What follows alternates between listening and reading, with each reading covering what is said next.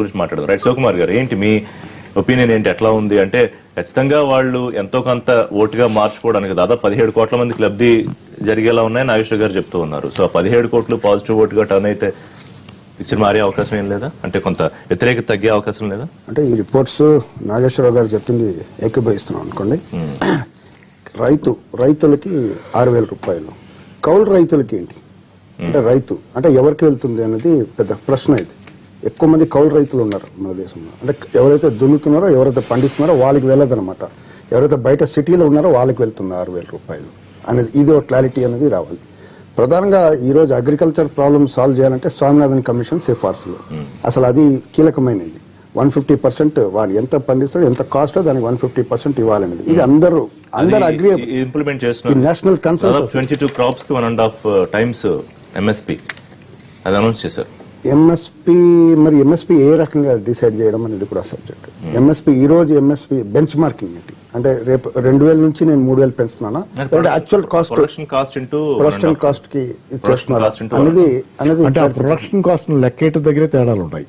స్వామినాథన్ చెప్పింది ఒకటి, స్వామినాథన్ దానికి రెండు పద్ధతులు ఉన్నాయి. దానిలో కాంప్రహెన్సివ్ కాదు. ఇప్పుడు గతంలో లేకపోతే నష్టాలు తగ్గించినంత మాత్రం లాభాలు వచ్చినట్టు కాదు. రైతుకి మినిమం సపోర్ట్ ప్రైస్ అని ఒకటి ఇచ్చి వాళ్ళ నష్టాన్ని తగ్గించినంత మాత్రం లాభం వచ్చినట్టు కాదు. లాభం రావాలంటే స్వామినాథన్ కమిటీ చెప్పిన కాంప్రహెన్సివ్ పేమెంట్ అనేది రావాలి దానికి, ఆ మినిమం సపోర్ట్ ప్రైస్.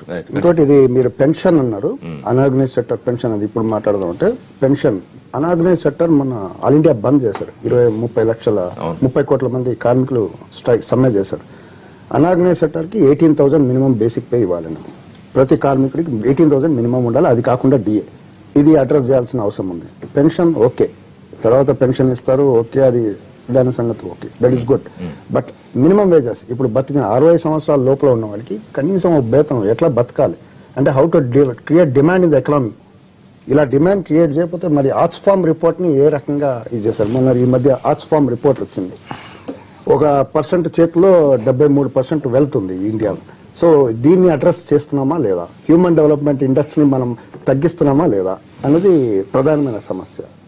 అసలు దీన్ని అడ్రస్ చేయాల్సిన అవసరం. నిరుద్యోగం ఇది కీలకమైనది. నేషనల్ శాంపుల్ సర్వే పెద్ద అలార్మింగ్ గా చెప్పడం జరుగుతుంది. అంటే నిరుద్యోగంలో నిరుద్యోగం ఒకటి, అది కాకుండా పార్షియల్ ఎంప్లాయిడ్ వీళ్ళు 100 రోజులు పనిచేసినా 50 రోజులు పనిచేస్తా ఉద్యోగులుగా తీసుకుంటే అది కూడా రాంగ్.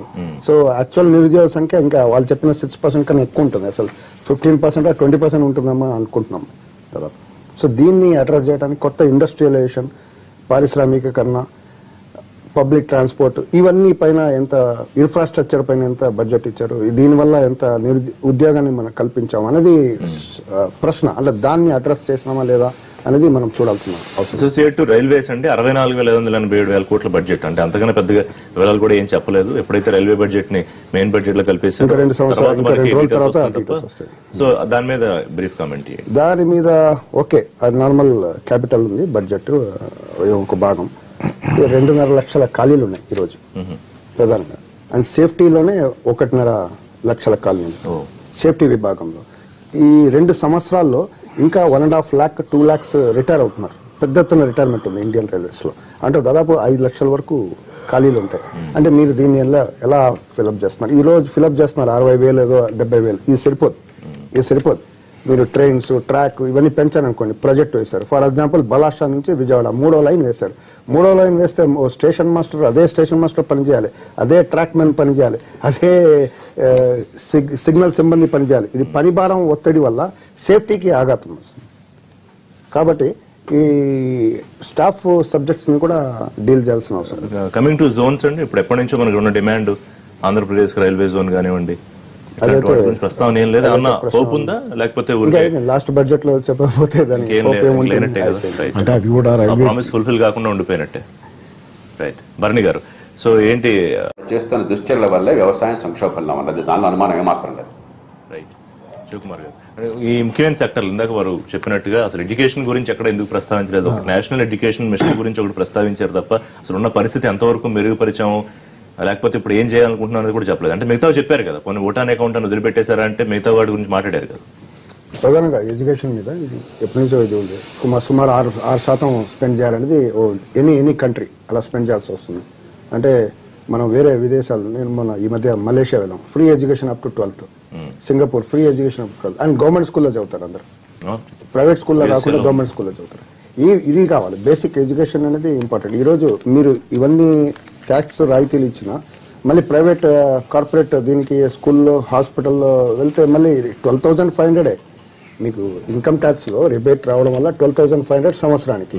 నేను ఆయనతో డిఫర్ అవుతున్నాను, ఆ డబ్బులు ఆయన రియల్ ఎస్టేట్ లో పెట్టకపోవచ్చు, ఆయన అప్పులని కొంత అప్పులు ఉంటే అప్పులు మాఫ్ అవుతుంది. నేను అంటే పెద్ద అంటే ₹1,00,000 సర్ప్లస్ వస్తే నేను ఆలోచిస్తాను. 12,000 అనేది very meek and that standard of living పెరిగడంతో అది ఇంకా సబ్సిడీ ఇది అవుతుంది. ప్లస్ హెల్త్ కూడా మినిమం 4% పెట్టారు. ఆయుష్మాన్ భారత్ 50 కోట్ల కుటుంబాలకు లబ్ధి. ఆయుష్మాన్ భారత్ అనేది ఇన్సూరెన్స్ స్కీమ్. అంటే నేను రోగం వస్తే ఇమ్మీడియట్ గా నా రోగ నివారణ ఎక్కడ జరగాలి, నేను ఎక్కడ ఉన్నానో ఊర్లో ప్రైమరీ హెల్త్ సెంటర్ ఉండాలి, అది అనేది కేటాయించారు. ఇప్పుడు పర్ 1000 అండి, రఫ్లీ పర్ 1,809 రూపీస్ 1 lakh అడిషనల్ గా లోన్ వస్తుంది. Whatever savings are there, that much extra amount okay, if that is good, అదే అలా అయితే మంచిది, but it will not translate immediately అని అనుకుంటున్నాను. అది ఒక భాగం. ఇంకోటి ఆయన ఏమన్నారంటే పదే చెప్పారు, న్యూ పెన్షన్ స్కీమ్ లో మేము మార్పులు తెచ్చామన్నారు. ఇది పెద్ద సంఖ్య. ఇప్పుడు గవర్నమెంట్ ఉద్యోగాలు, government, state government, central government, banking sector, లక్షలాది కోట్లాది మంది, పెద్ద స్కీమ్ అండి. న్యూ పెన్షన్ స్కీమ్ రద్దు చేయాలి, ఓల్డ్ పెన్షన్ స్కీమ్ కావాలి, అంటే పెన్షన్ స్కీమ్ కావాలి. ఇప్పుడు new pension scheme is nothing but no pension scheme. ఇక్కడ గవర్నమెంట్ కంట్రిబ్యూషన్ పెంచారు 4%, కానీ ఇవన్నీ ఎక్కడ వెళ్తుంది? ఇవన్నీ మళ్ళీ షేర్ బజార్కి వెళ్తుంది, షేర్ మార్కెట్ వెళ్తుంది. ఆర్ దే గ్యారంటీడ్ పెన్షన్ ఇస్తున్నామా లేదా అనేది question. So this is not going to solve the problem. And this ఈ అజిటేట్ అవుతున్నారు, ఎవరైతే పెద్ద ఎత్తున అజిటేట్ అవుతుంది, ఇది ఏ స్థాయికి పోతుందో తెలియదు. సో వాళ్ళని మాత్రం నిరాశపరిచింది అనేది కూడా నేను భావిస్తున్నాను. తర్వాత ఈ కమోడిటీస్ గురించి మాట్లాడారు, అగ్రికల్చర్ కమోడిటీస్. ఇవన్నీ మేము భావిస్తున్నాం. ఇంకో పాయింట్ లింక్ మనం మర్చిపోవద్దు, కమోడిటీస్ షేర్ బజార్తో కూడా ధాన్యాలు ముడిపడి ఉంది. అది రేట్లు ఈ మిడిల్ మ్యాన్ షేర్ బజార్. సో రైతులు ఈ కన్స్యూమర్స్ కి ఎఫెక్ట్ అవుతున్నారు, but it is helping the middle man and share market. So దాని వల్ల కూడా ఆర్టిఫిషియల్ గా ధర పెరుగుతుంది కదా. ఇది సబ్జెక్ట్ ని కూడా మనం we should not forget. So రైతులకు ఏదో పెరిగితే దానివల్ల అర్బన్ కన్స్యూమర్స్ కి పెరుగుతుందనేది చెప్పడం అనేది I don't feel. Health care as well. Right, Sivakumar గారు. ఎడ్యుకేషన్, ప్రాపర్ ఎడ్యుకేషన్, తర్వాత health care, primary health care, పౌష్టికాహారం, ఇది ఒకటి మిస్ అయ్యాం. ఇది కూడా ప్రధానమైన ఇండెక్స్ సమాజం దీనికి. అదే రకంగా ఉద్యోగాలు, తర్వాత ట్రాన్స్పోర్ట్ అన్నారు, ఎలక్ట్రిక్ ట్రాన్స్పోర్ట్, అది మిస్ అయ్యాం. మేము కోరేది ఏమంటే అది ఎలక్ట్రిక్ ట్రాన్స్పోర్ట్ పబ్లిక్ ట్రాన్స్పోర్ట్కి ఉపయోగపడాలి. అంటే public buses, transport buses, corporation బస్సెస్కి ఆ ఎలక్ట్రిక్ సబ్సిడీ ఇస్తూ ఆ రకంగా పెంచితే ఉపయోగం ఉంటుంది. ఎలక్ట్రిక్ కార్లు ఇస్తే మరి ప్రైవేట్ ట్రాన్స్పోర్టే పెరుగుతుంది, మళ్ళీ ట్రాఫిక్ జామ్లో ఆ రకంగా పెరుగుతుంది. So public transport should be on this side, అంటే ఫోకస్ ఎక్కడ ఉండాలి అనేది. తర్వాత లాస్ట్లో ట్యాక్సెస్ ఫోర్గాన్ అనేది ఉంటుంది, అది ఒకటి చూడాల్సి వస్తుంది. సో ట్యాక్సెస్ ఫోర్గాన్ ఎంతవరకు కార్పొరేట్కి రిలీఫ్ వచ్చింది, అక్కడ రిలీఫ్ వచ్చిందేమో, అక్కడ తగ్గించి ఉంటే ఇంకా వీటిపైన ఇంకా స్పెండ్ చేయవచ్చు. ఇవన్నీ స్పెండ్ చేయడానికి జేపీ గారు చెప్పారు ఫండ్స్ అడ్జస్ట్మెంట్, నేను ఆయనతో ఏకీభవించను. But where you can reduce the taxes and reduce their taxes, increase taxes on them. కానీ వాళ్ళకి 33% నుంచి 20% ట్యాక్స్ తగ్గించారు మీరు 2-3 సంవత్సరాల ముందే.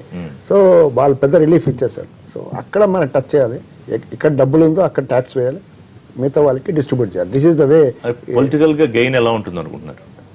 పొలిటికల్ గెయిన్ అదే ఇంకా ప్రాపర్ గణాంకాలు పూరా చూస్తే మనం we have to see so how it really affects. ఇప్పుడు చాలా చేరింది, 17 పైసా అన్నారు సార్, పాపారావు గారు అన్నారు పాత అప్పులు తీర్చడానికి ఉపయోగపడుతుందని. So how it will be అనేది వీ హావ్ టు. పాపారావు గారు.